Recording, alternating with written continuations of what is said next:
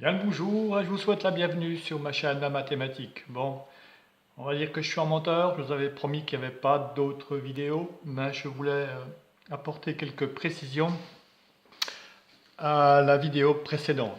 Alors, je vais mettre un peu d'humour dans dans ma présentation pour que tout simplement YouTube ne reconnaisse pas cette vidéo et qu'il me la refuse. Voilà. Alors, on va la faire en rapide, je vais vous laisser lire. Tout ça, c'est pour un peu duper, je veux dire, la présentation. Voilà. Donc, on va passer les pages rapidement. Voilà. Et là, nous revenons. Je ne vais pas toujours expliquer ce que j'ai écrit. Et nous revenons euh,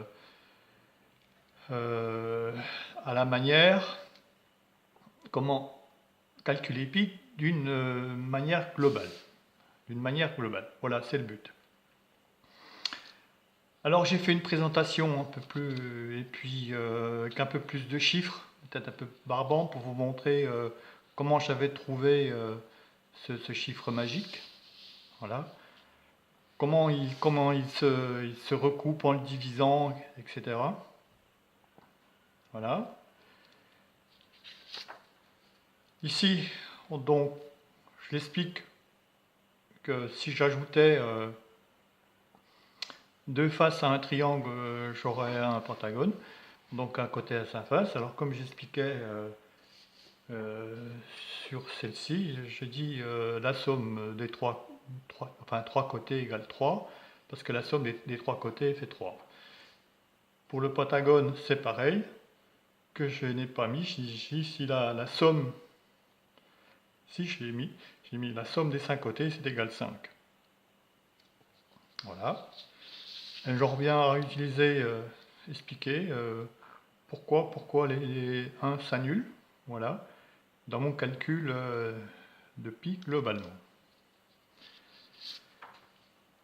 Ensuite, voilà, j'expliquais, c'est ce que je l'avais déjà expliqué. La seconde idée, c'était ça. C'était exactement la dernière page de ma vidéo précédente. Tout ceci pour vous apporter quelques explications supplémentaires.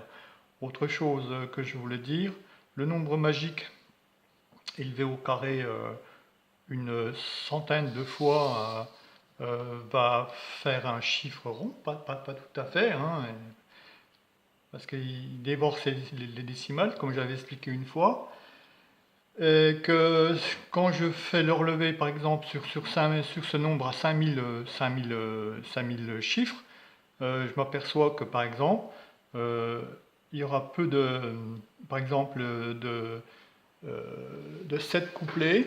Par exemple, comment vous expliquer?